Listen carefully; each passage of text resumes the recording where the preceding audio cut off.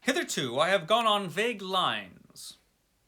We have to consider all that invisibility means, all that it does not mean. It means little advantage for eavesdropping and so forth. One makes sounds. It's of little help, a little help perhaps, in housebreaking and so forth. Once you've caught me, you could easily imprison me. But on the other hand, I am hard to catch. This invisibility, in fact, is only good in two cases. It's useful in getting away. It's useful in approaching. It's particularly useful, therefore, in killing.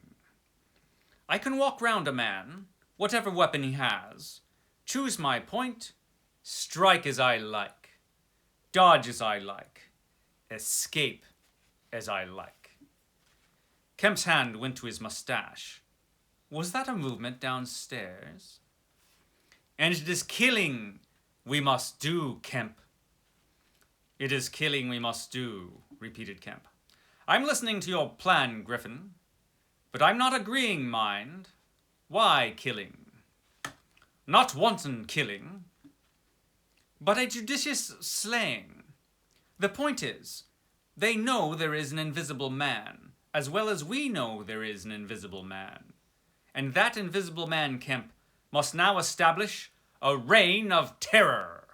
Yes, no doubt it's startling, but I mean it. A reign of terror. He must take some town like your Burdock and terrify and dominate it. He must issue his orders. He can do that in 1,000 ways. Scraps of paper thrust under doors would suffice. And all who disobey his orders, he must kill, and kill all who would defend the disobedient. That, my friend, is from this startling tale, The Invisible Man by H.G. Wells. So hello, my friends, hello, and welcome once again to the stately Vaughan Manor. And today's Sunday Penguin for today. And today's Sunday Penguin is The Invisible Man by H.G. Wells, a classic science fiction and horror novel. I would claim that this novel is as much a horror novel as a science fiction novel.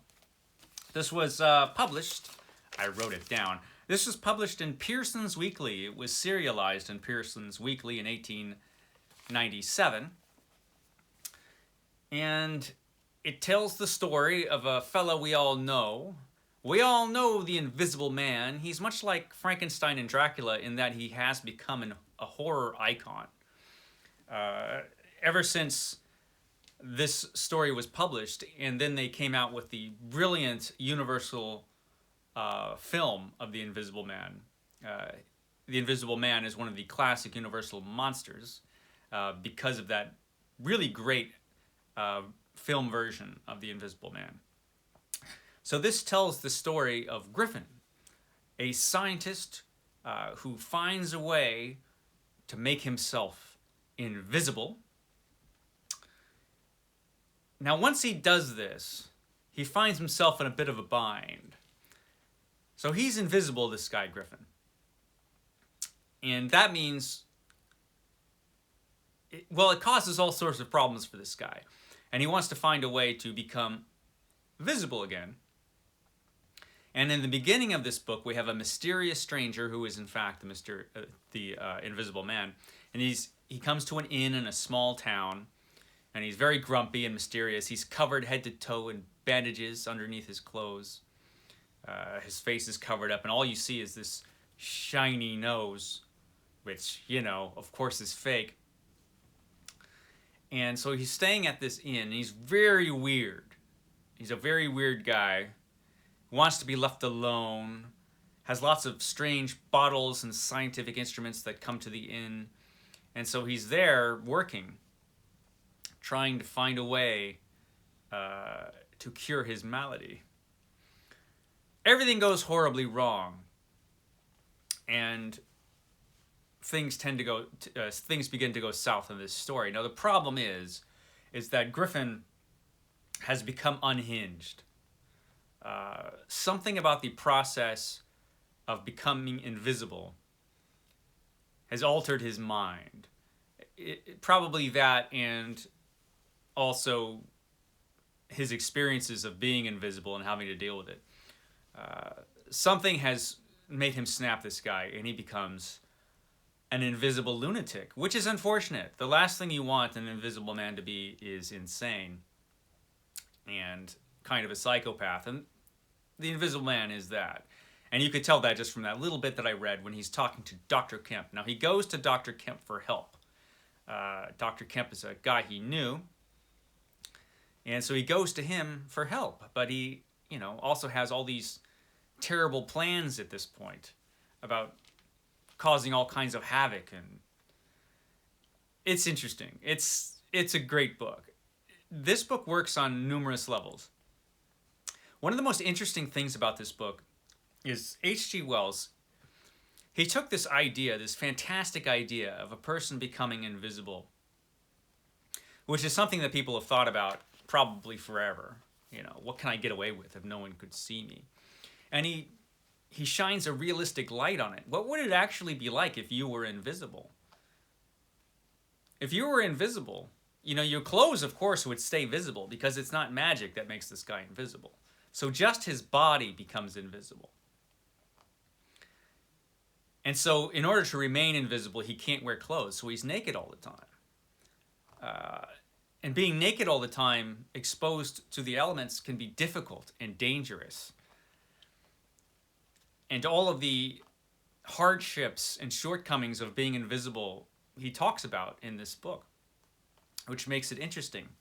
And unfortunately, because the invisible man is a lunatic and a psychopath, you see how dangerous an invisible man can be. And that is done very well in this book, where the menace of this guy, the menace of this invisible man, and how if he's out to get you, you would just never know maybe until it was too late. Because that's a creepy idea if you think about it. An invisible man that could be anywhere, and you wouldn't know it till his hands were around your throat. That's a terrifying thought. And H.G. Wells uses that to full advantage here. Not everything in this book is great. He has some attempts at humor in this book, which for me just fall flat. In fact, H.G. Wells, very often when he attempted humor, it tends to fall flat, at least for me. I don't think I'm alone in that opinion.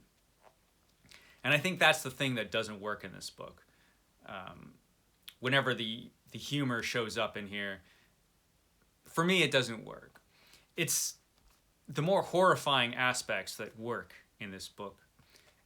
It's the speculative ideas that are in this book. The narrative of the invisible man himself. This is not a first-person story, but when he talks about his experiences, or when the book talks about his experiences, it's really interesting. He goes through some stuff, the invisible man, just being invisible.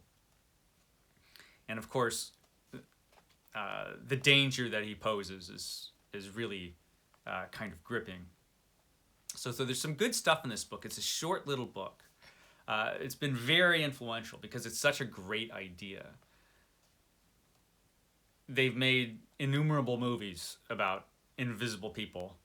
There's The Invisible Man. There was a whole series of Invisible Man movies back in the old Universal days, and they've made a bunch of Invisible Man movies since then. One fairly recently, which I haven't seen, but I've heard is pretty good, which I think plays upon the idea of this dangerous, awful person becoming invisible. Of course, if the Invisible Man was sane and rational, it wouldn't be as interesting a story. But because the Invisible Man is dangerous and nuts, that really makes this story interesting. So it works, like I say, as a horror story and as a science fiction story. Well worth a read. I don't think it's H.G. Wells' best story, but it's really, really good. It's one of those handful of his scientific romances that he wrote in kind of a flash of creativity, where he came up with The Time Machine, Island of Dr. Moreau, The War of the Worlds, and this one, and a few others after that.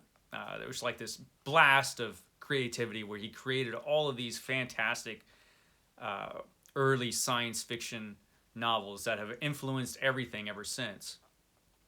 This is one of those, and it's a really interesting book. Certainly, if you haven't read it, and if you're interested in this kind of stuff, you ought to read it. Like I said, there are moments in this that don't work, but most of it works. So it is not a flawless masterpiece by any stretch of the imagination, but it's a good book, and certainly worth reading.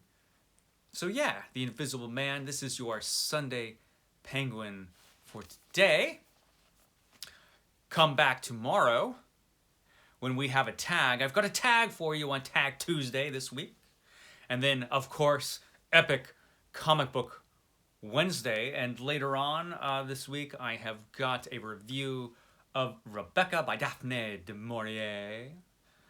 So yeah, got another exciting week here at Stately Vaughan Manor. I will catch you next time.